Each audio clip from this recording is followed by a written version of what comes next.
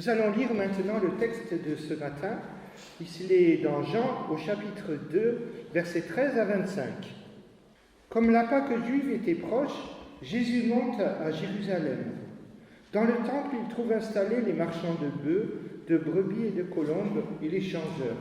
Il fait un fouet avec des cordes et les chasse tous du temple ainsi que les brebis et les bœufs.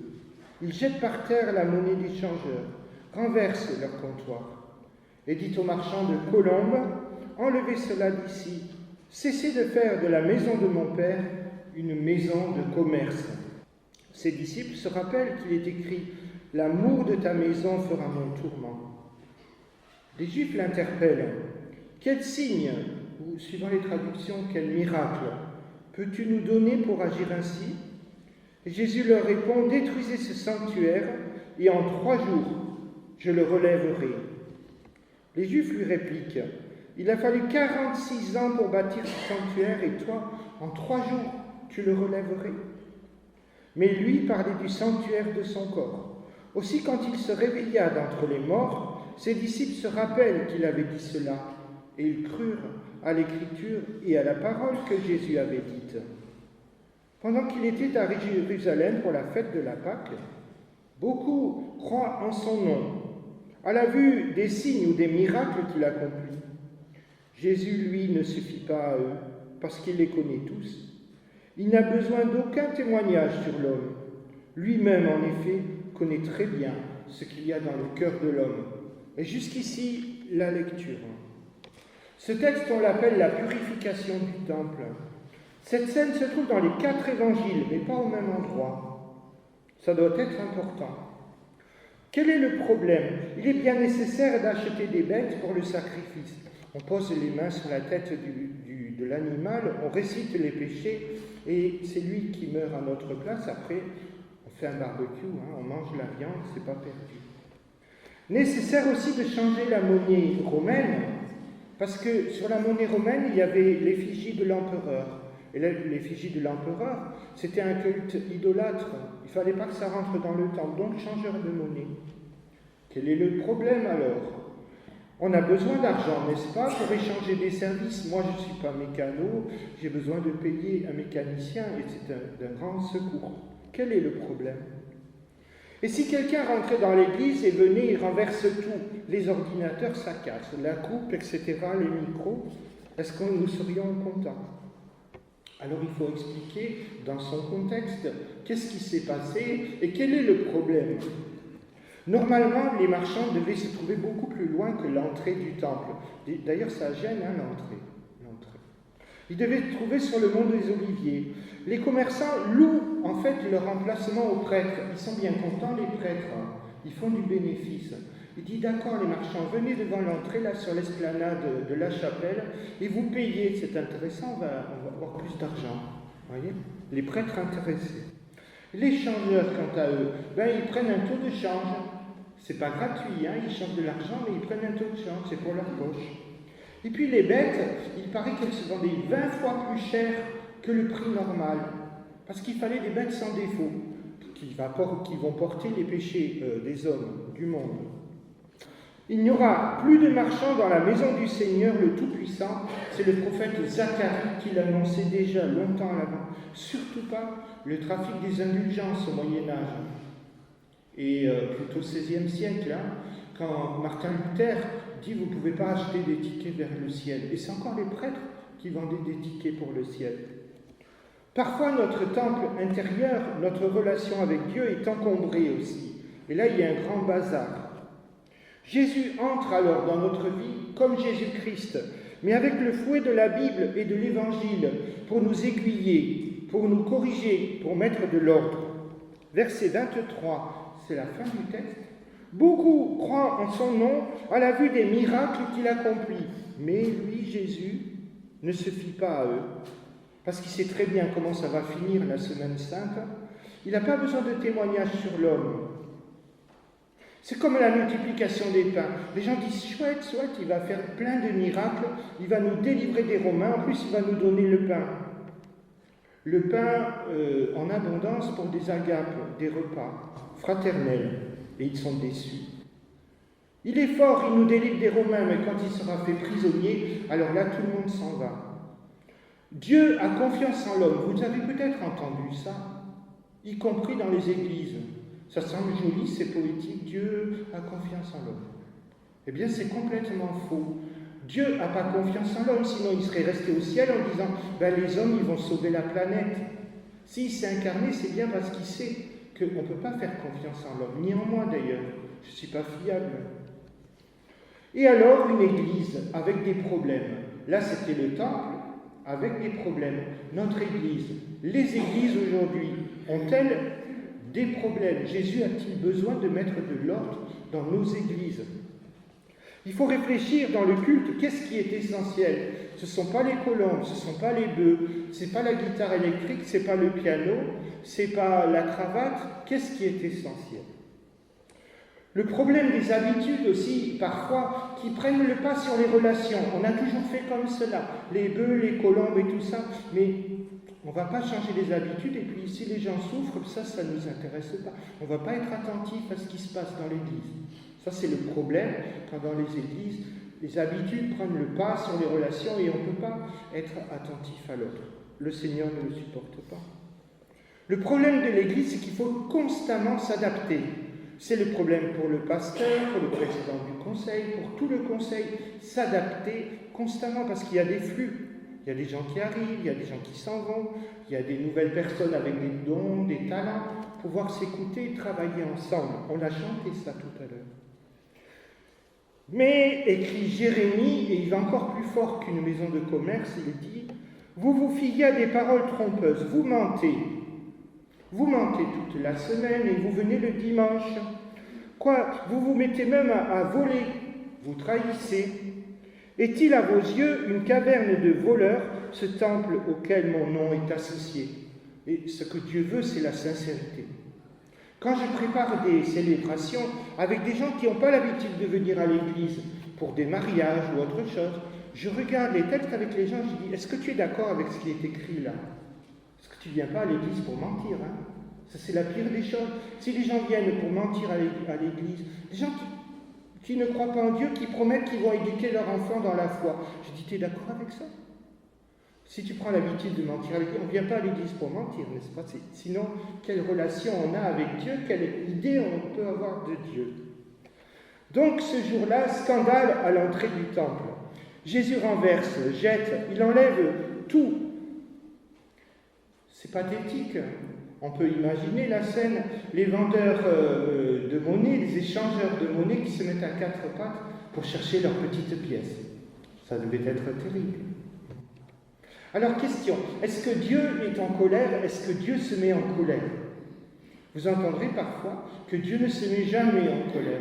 Dieu, c'est le papy gâteau qui est un peu sourd, un peu aveugle, c'est un peu le Père Noël, mais il ne voit rien. Mais oui, Dieu se met en colère.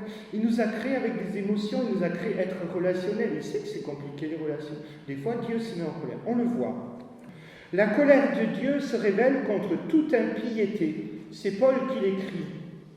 Parce qu'ils maintiennent la vérité captive. Vous voyez, quand on ment sur les choses de Dieu, quand on ment sur les choses de la vie, sur soi-même, quand on ment aux autres, sur la révélation de Dieu, Dieu est profondément en colère, c'est normal. Comment est-ce que Dieu alors corrige? Comment Dieu éduque? Comment Dieu punit? Parce que si des parents ne reprennent jamais leur enfant, qu'est-ce que ça va faire? Il faut bien pouvoir dire ça ne va pas. Comment Dieu fait en général quand il éduque, quand il punit? Eh bien, de manière générale, on peut le dire, on le voit dans l'Ancien Testament, Dieu livre l'homme à l'ennemi. Dieu livre l'homme à l'ennemi, c'est-à-dire il laisse faire des choses.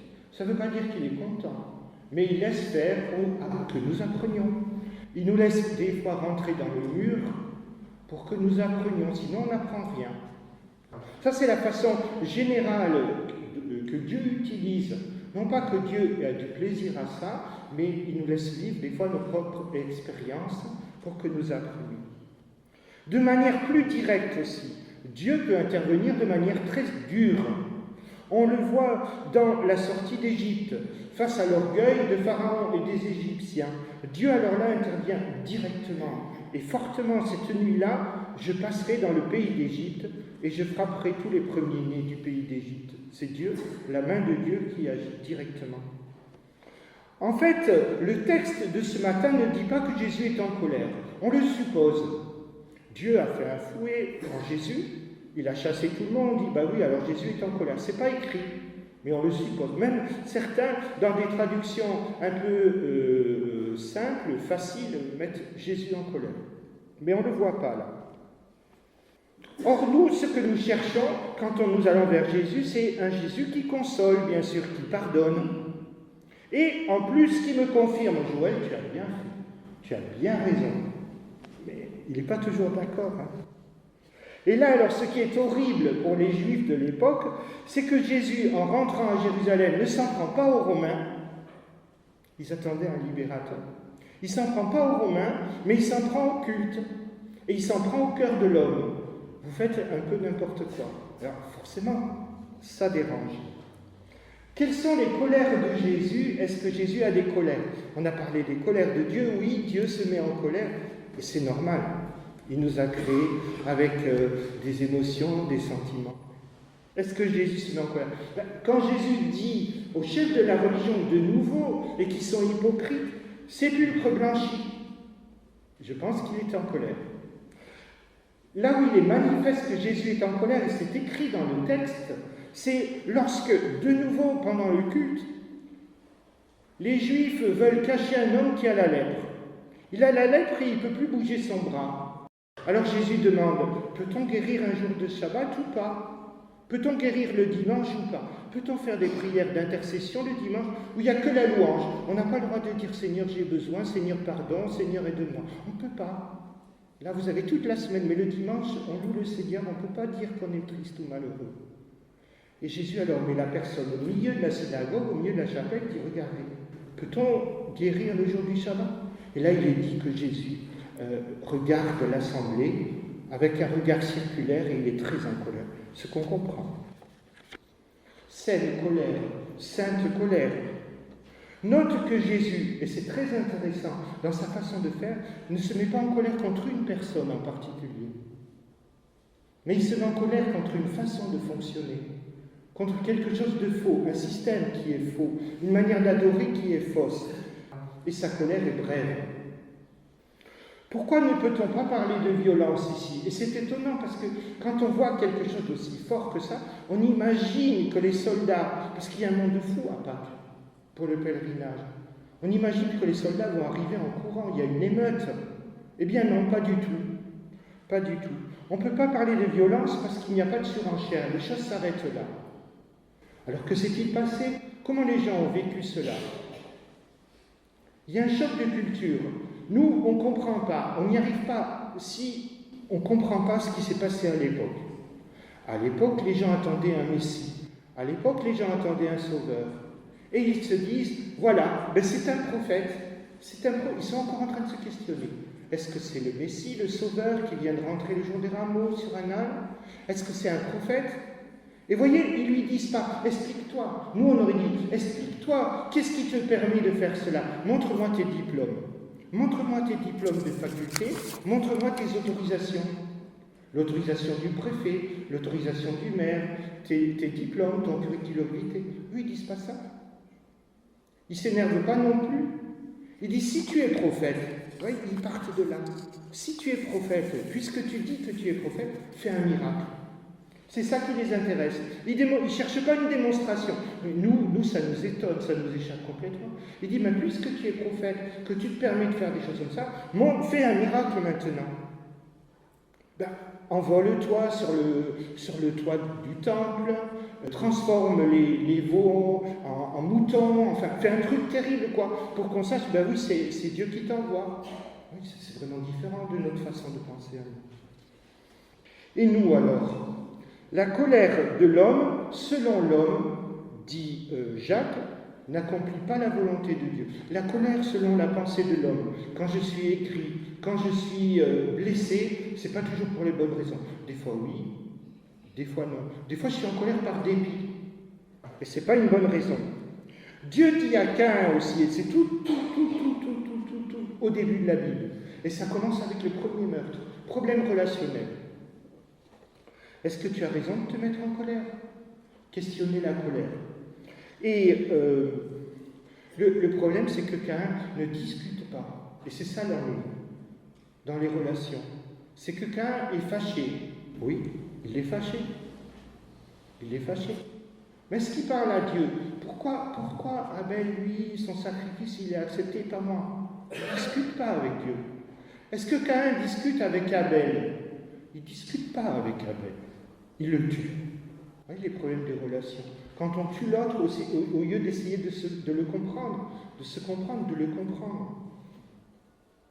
Donc Jésus a fait un geste prophétique. Juste avant Pâques, toutes les familles juives nettoyaient la maison. Il ne fallait pas qu'il y ait de miettes, il ne fallait pas qu'il y ait de levain. Ça rappelait quand les Juifs sont sortis de l'Égypte, ils n'avaient pas le temps de laisser monter le pain. Ils ont pris la première Pâque debout, la ceinture autour du manteau, le bâton dans les mains. Il ne fallait pas qu'il y ait de miettes, on s'en va. Et Jésus, lui, maintenant, au lieu d'enlever seulement les miettes de la maison, il veut nettoyer. Il veut nettoyer le temple pour un vrai culte, selon l'esprit et la vérité. Alors Jésus donne un signe. Fais-nous un signe, donne-nous un miracle, encore un miracle, encore, comme s'il n'en avait pas fait assez. Jésus dit, ben voilà, en 3 jours, je rebâtis ce temple. Les gens là ne comprennent plus. Les gens ne comprennent plus. Nous avons l'avantage, je parlais de décalage. Nous ne comprenons pas leurs demandes parce qu'ils demandent une confirmation par un geste prophétique, par un miracle, mais eux, ils ne comprennent pas, alors que nous comprenons le signe des 3 jours, la mort et la résurrection. Mais eux, ils ne peuvent pas comprendre. Jésus n'est encore pas mort et ressuscité. Il leur dit, je peux détruire ce temple et en 3 jours, je le remonte. Ils ne comprennent pas. C'est comme la transfiguration. Mais Jésus nous enseigne. Il enseigne pour plus tard. Et Jean dira dans son évangile, il parlait de son corps. Mais sur le moment, il n'a pas compris. C'était pour nous. Il a fallu 46 ans pour construire le temple. Et toi, tu dis en 3 jours, je le relève. Cette accusation va continuer après ce malentendu, au moment du procès. Voilà, cet homme, il a dit qu'il détruirait le temple et en 3 jours, il va le reconstruire. Jusque sur la croix, jusque sur la croix. Toi qui détruis le temple en 3 jours et le rebâtis, sauve-toi toi-même. Et les gens n'ont pas compris, ils se sont servis de ça. Si ce n'était pas servi de ça, ils se seraient servis d'autre chose, contre Jésus. Alors ailleurs, Jésus dira, quand on lui demande encore un signe, vous n'aurez pas d'autre signe, d'autre miracle que le miracle de Jonas. Parce qu'il en a marre de faire des miracles. Ce n'est pas à coup de miracle que les gens vont comprendre les choses. Parce que tout ne s'arrange pas comme ça d'un coup de baguette magique. Si on prend l'habitude que tout s'arrange d'un coup de baguette magique, on va s'habituer à cela. Et c'est une overdose. Il leur dit à un certain endroit, vous n'aurez pas d'autre signe que Jonas, qui lui aussi est passé 3 jours dans le poisson avant d'être ressuscité, d'une certaine façon, de revenir sur la terre des vivants.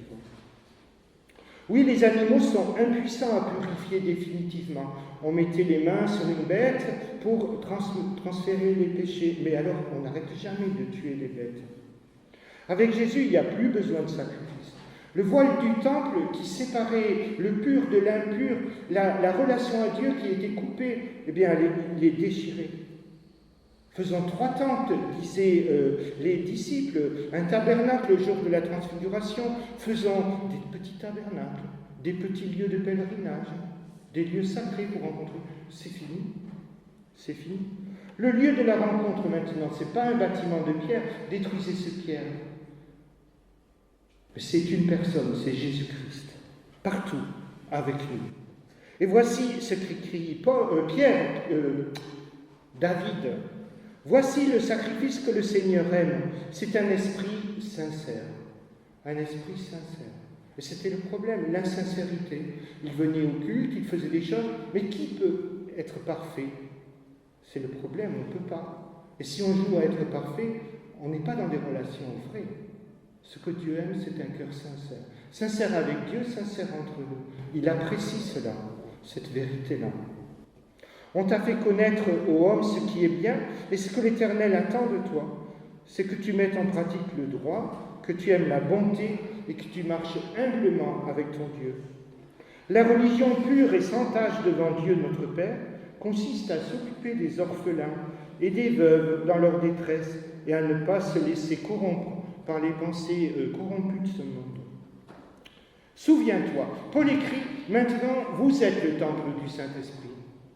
Moi ça m'a fait peur enfant. Vous êtes le temple du Saint-Esprit. Alors j'ai dit, mais je ne peux plus faire de mal, je ne peux plus pécher, qu'est-ce que ça veut dire? Vous êtes le temple du Saint-Esprit, est-ce que je dois être toujours parfait? Est-ce que je dois être toujours pur, toujours propre? Mais je ne peux pas.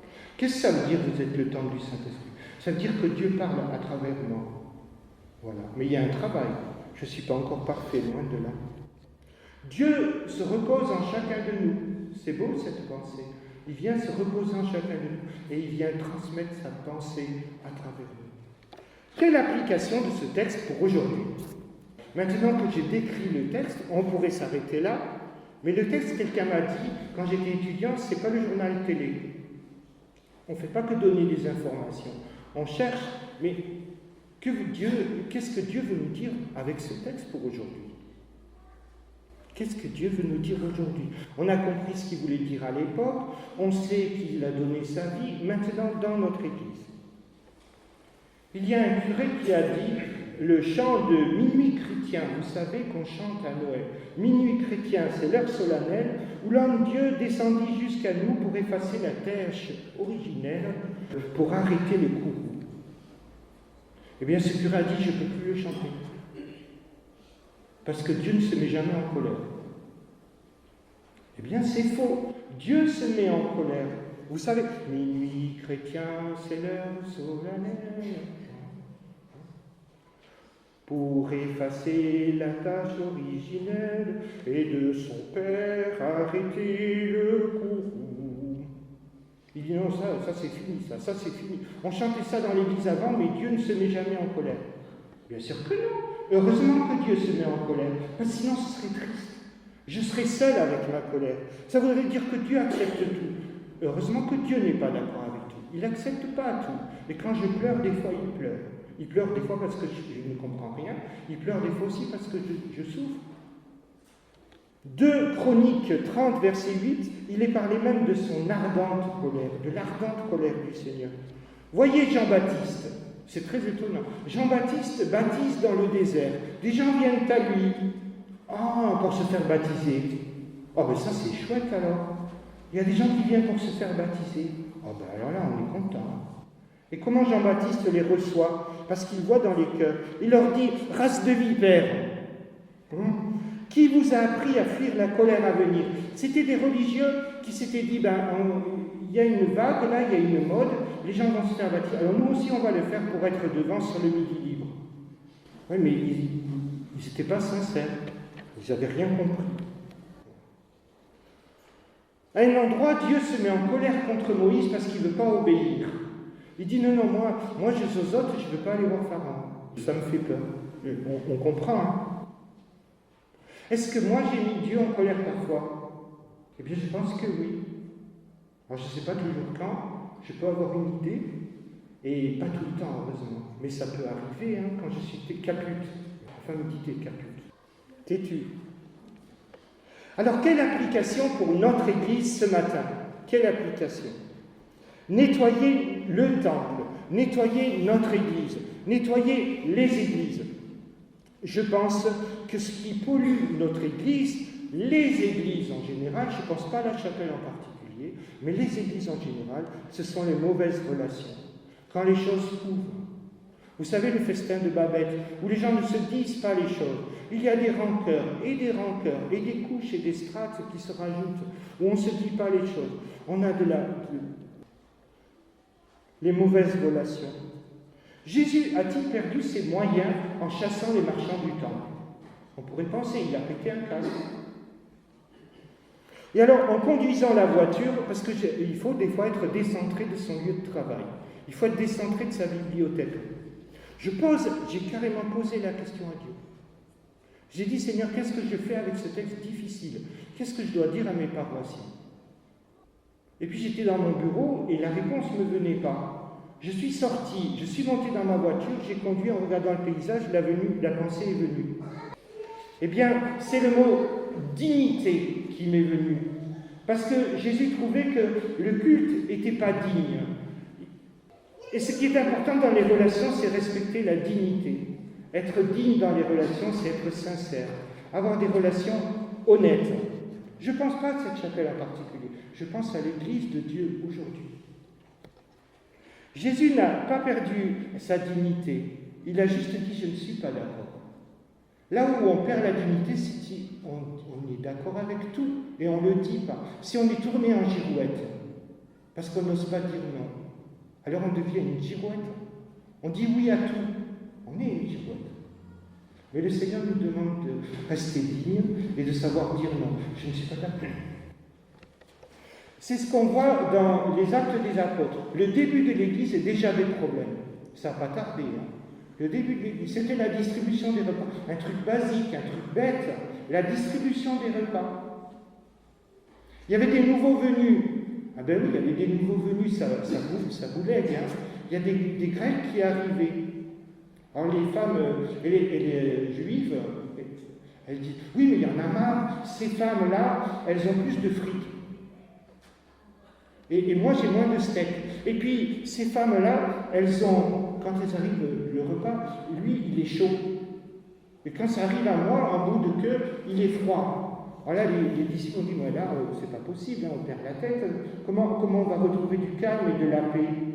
Ça, c'est plus l'Église où on a perdu la tranquillité. Et on n'arrive plus à dire l'amour. Il y a la colère, alors quand on se réunit. Alors ils font une réunion. Ce que je vous dis est vrai, pour les frites, c'est pas vrai, mais moi j'aime les frites. Ce qu'ils disent après, ils font une réunion, ils disent, eh bien voilà, nous, on n'est pas d'accord. On ne peut pas tout faire. Le pasteur n'est pas universel. Il ne sait pas, suivant son âge, sauter à l'élastique avec le groupe de jeunes. Il ne sait pas faire la musique, peut-être certains oui, d'autres non. Il faut qu'on partage les responsabilités. Et c'est l'invention des diacres. Déjà dans la première église, l'invention des diacres à côté des pasteurs, parce que le pasteur ne sait pas tout faire. Voyez.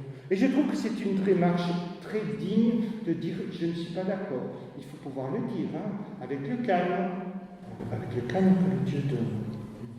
Mais si on ne dit jamais rien, vous savez, moi j'ai été éduqué, je ne sais pas vous, dans une famille chrétienne où on m'a dit le chrétien ne se met jamais en colère.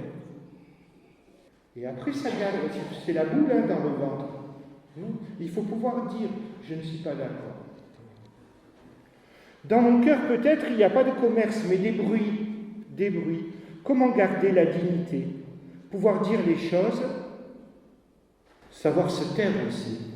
C'est pas simple. Savoir se taire aussi, savoir se retirer. Dieu dit à Caïn, est-ce que tu as raison de te mettre en colère? Parce que notre colère n'est pas toujours juste. Elle n'est pas toujours éclairée. C'est pour ça qu'on a besoin de se parler. J'étais vendredi à la maison de retraite et je voulais donner un exemple aux retraités qui étaient là. Il y avait un musicien qui m'accompagnait pour aider. Et je disais, j'aurais pu dire, le musicien, il fait que jouer pendant que je parle. C'était un exemple. Alors je vais le voir à la fin du culte, je dis, musicien, là, tu n'arrêtes pas de jouer pendant que je parle, j'en ai marre. Mais comme je lui parle, il me dit, mais non, Joël, je croyais simplement que tu avais fini de parler. Donc ma colère était fausse, elle n'était pas juste. Mais si on ne se parle pas, comment le savoir? L'autre voulait m'aider, mais moi je pensais qu'il était en train de me déranger. La nécessité de se parler, et je sais que vous êtes convaincus. Question. Comment accueillir la colère de l'autre? C'est pas simple. Je termine par une belle pensée que j'ai mise dans mon téléphone, mais aussi là je l'ai posée dans ma Bible. C'est pas une pensée qui vient de la Bible, mais elle pourrait. Je vous la lis, soyez bien attentifs, vous pourriez bien les écouter. Je termine par ça. La vraie sagesse consiste à savoir écouter, à comprendre les situations, et à ne jamais cesser d'apprendre, parce qu'on n'a jamais fini d'apprendre, de s'adapter, à comprendre ce que Dieu veut, comprendre l'autre. S'adapter, c'est le maître mot avec l'aide de Dieu. Amen.